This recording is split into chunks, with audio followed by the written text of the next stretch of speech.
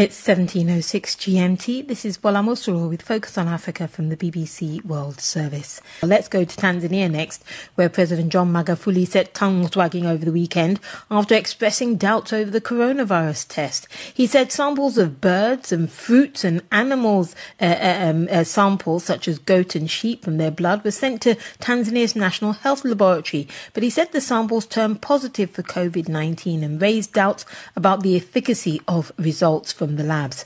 Well, the country has so far reported 480 cases of COVID-19 and 16 deaths. Freeman Mbwe is the chairman of the opposition Chadema party, which has asked its members to boycott Parliament. This was after 3 MPs died of suspected coronavirus. Mr. Mbwe has been telling me about their concerns. You see, we don't mind if they don't pay our stipends for not attending the Parliament, because it's all about our life and not the question of money. But you see, the point of departure between our party, Chadema, and the president and his government is the way they have been managing the whole pandemic in Tanzania.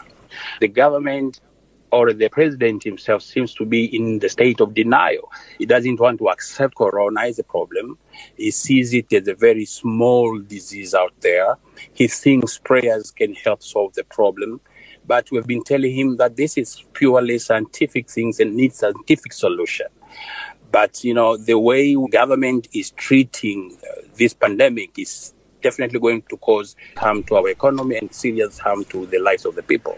So, Mr. Mbwe, as chair of the Chadema opposition, you know there are those who say, well, you know, it's only natural that you would hear an opposition politician saying that. What do you make of the test that he said had been carried out using goat's blood or even fruits like pawpaw in order to see whether these tests could be relied upon?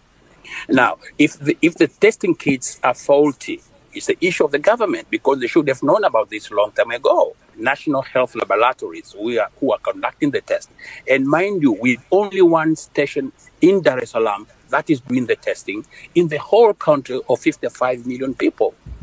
You can imagine, you know, how many samples are flowing into that laboratory in a day. We've so far lost 3 members of parliament, including the minister. He just passed away a few days ago. With the span of 9 days, we've lost 3 members of parliament. What then do you make of the fact that the director of the Tanzania National Health Laboratory and its quality manager have now been suspended pending investigation?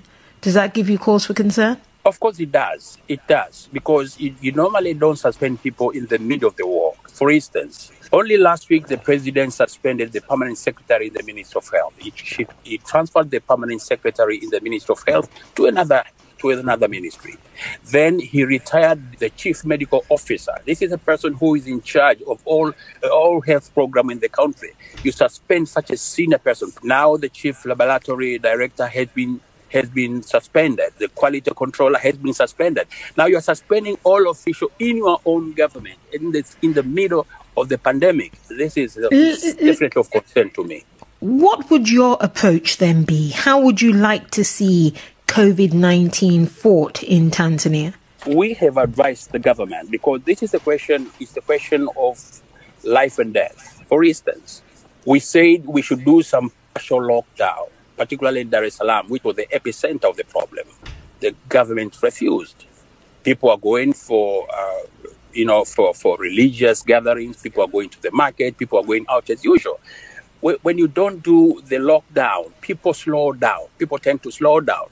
So if you go to Dar es Salaam now, it's possibly 40% of the people have decided to stay home.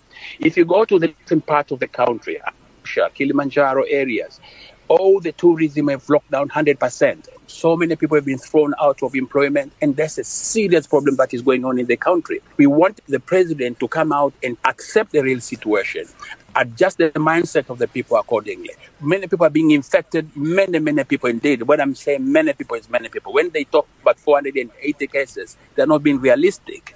The government should come out and tell the truth about the real situation about this pandemic in Tanzania.